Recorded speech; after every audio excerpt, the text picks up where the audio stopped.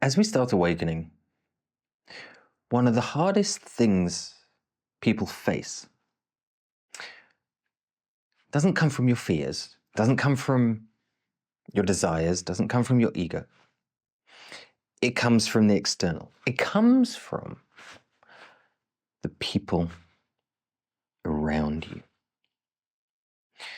They are going to dislike the fact that you are stepping outside of your bubble. They're going to dislike the fact that you're stepping outside of their bubble. You're going to start seeing things the way they are. You're going to start understanding how so much nonsense there is in the world. What dualism, what beliefs, what hold people back. And the more you awaken, especially when it comes to a Kundalini awakening, you're going to see through the veil of this bubble. And these people are going to fight back. They're going to give you their opinions. And they're going to try and hold you in place. Now, this isn't going to be for everybody. Some people will have a very supportive community around them. But most don't. And they actually end up going off to retreats and things like that to find a supportive community for a couple of days or a week. But the problem is when they go home, they're back stuck in that. And this is why a lot of people find they have to keep their awakening quiet, to not invoke the wrath of people stuck in their ways and their beliefs and their cultures and their religions. And because if you look at the top spiritual people out there currently in the world today, now whilst they might dress in a certain religious way, or one religious way or another one, or you might associate into a certain culture or not, if you actually listen to them speak, they all say the same thing. They do not belong to any religion, because it's not about any religion. So I'm not talking about the leader of a church or religion. I'm talking about spiritual people. Now, take Sadhguru, for example. He says over and over and over, he is not a Hindu, he is not a Christian, he is not a Buddhist, he is not a... Not just him.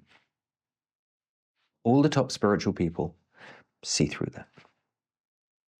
So don't be worried about what other people think, because it's not just about awakening. If you have a regular 9-to-5 job and you wake up and you suddenly say, I'm going to sell everything and I'm going to move abroad for a couple of years, or I'm going to go live in my car and travel around, or I'm going to buy a yacht and sail the world. These people are going to do the same thing.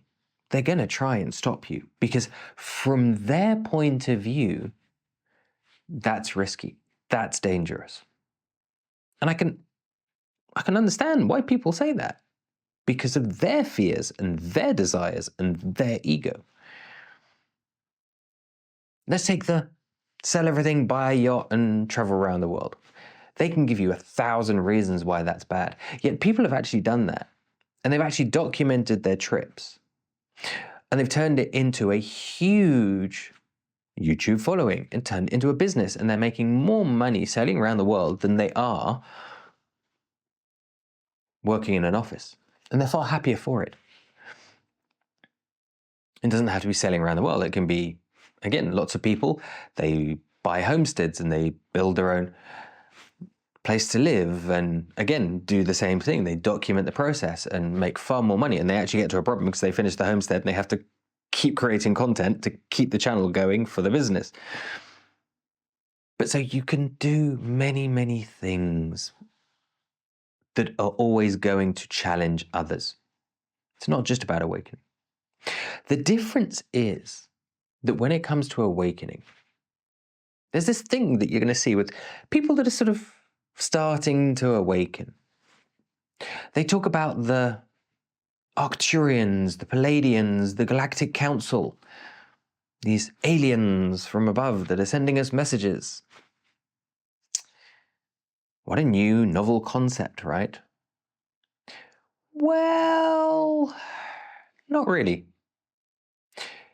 Because this galactic council, these Arcturians, these Palladians, these have another name. They're called the 84 Siddhas. Oh, all they've done is change the name. Because the 84 Siddhas are the people who have become enlightened, who went through the process. Now you can see this from Patanjali's Yoga Sutras to Hinduism, to Taoism, to Tantra, to Siddha. You can see it everywhere. It's literally all there.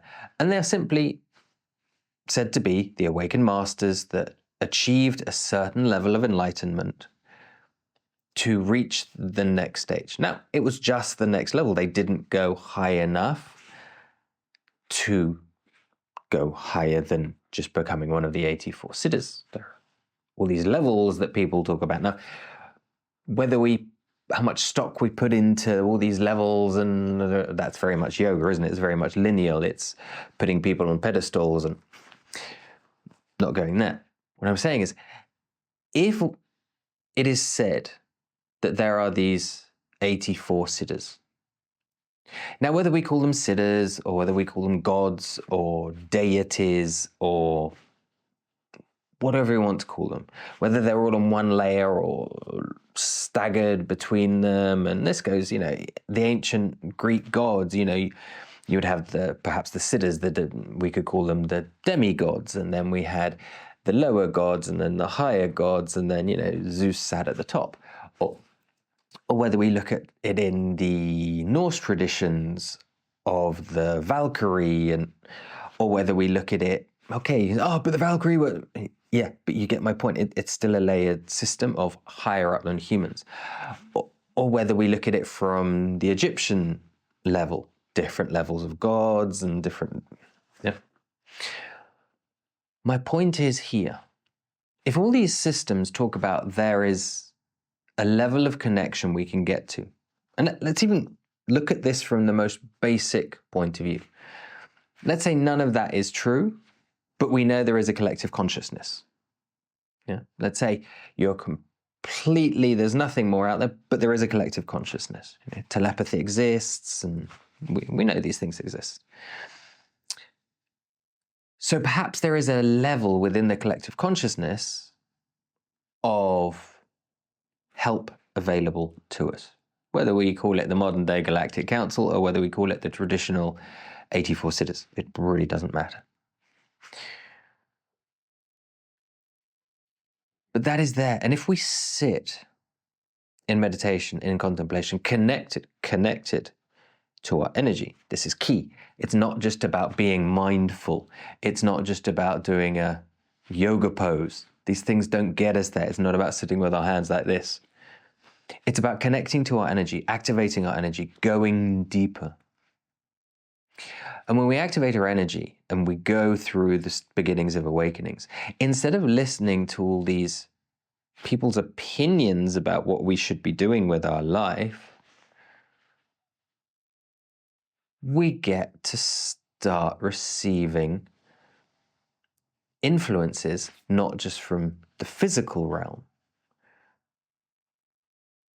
We can ask, as every religion says, prayer. What is prayer? Prayer is asking for guidance, no? So we can ask for guidance, not just from a religious perspective and not just from our friend sitting next to us who doesn't like the idea because they think we're crazy or just because it's not within their belief system.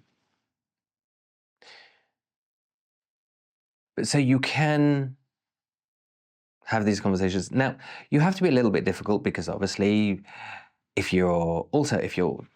doesn't matter whether you're stuck in religion or stuck in conspiracy theory. I mean, you get quite a few sort of very radical people on social media today and say, oh, well, I spoke to the Galactic Council and they told me that there's a building being built and this person's dead and this is actually a robot and with human skin and yeah. Okay. But we do get to be able to connect, as long as we are open.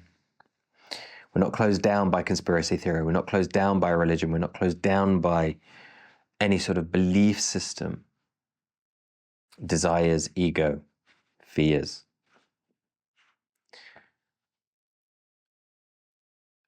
And these things, whether we call them the 84 Siddhas of the traditional name or any other name, they can help us stay steady. Now, if we go up the scale, we get to a level of that pyramid scale, going up the scale, that there are, for example, what some call the jinn, whether it's the jinn or the jinn, depending on whether we're coming from Hindu points of view, Buddhist points of view, or Islamic points of view. We can call the dakinis, even the fae from the Western traditions, same thing. They all say these sort of entities or beings are tricksters. Well, they like to have a joke. Yeah, they can lead you astray. And now, are these the archetypes of your mind? Are these the things trying to pull you back? Or are they just things testing you that if you don't meet them with the utmost respect, they're going to say, take a hike, mate, you know. So we do have to bear that in mind as we start doing this. It's not a game, it's not an experience, it's not take the piss, it's not go in half-hearted. We have to go in, we have to fully embody this from no fear, no desire, no ego, a non-dualistic perspective. And again, the path of the chakras tells us everything. From an open-hearted point of view, willing to speak the truth, to understand discernment and intuitions, to be able to connect higher. It's literally what the chakras are. We had the first three and then the higher four. It's there in plain sight. It's so obvious. It's so simple. Simple to say, not to do. And then we don't have to listen to these dictators in our life, opinionated, telling us what we have to do and should do and can do and can't do. And because no one has sovereignty over us. And I say that in every single aspect, from the politician to the spiritual or religious leader trying to tell you what to do. No one has sovereignty over you apart from you. Because when you embrace the energy, you are a divine being within yourself. Every single person on the planet is a potential god or goddess. They're a potential guru, they're a potential siddha, whatever you want to call it, depending on the levels. But you have to embrace that. You have to embody that. And you have to let go of other people's desires, fears, and ego, as well as your own, as we go through an awakening. If you are starting down the path of an awakening and you want to know more and go further, doing this as safely as possible, check out the other videos on my channel. Subscribe to the channel. If you think other people might be interested in this information, share it with them. And most importantly, if you want to activate your energies, if you want to save a couple of decades of work, because this does take decades if you do it by yourself, if you want to do this as safely as possible, come take a training with me at theawakenenergy.com. I've been doing this, I've been working in this, specializing, researching for well over 25 years, well over 25 years. I'm not one of those people who can say, Oh, I had an awakening experience 2 years ago. I've been having experiences my entire life. There are gurus that are gurus today because when they were 6 or when they were 7, they were visited by Babaji.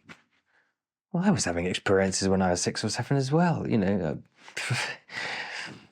I don't call myself a guru and sit on a throne or dressed in gold and yeah, well, that's another story. Anyway, see you in another video.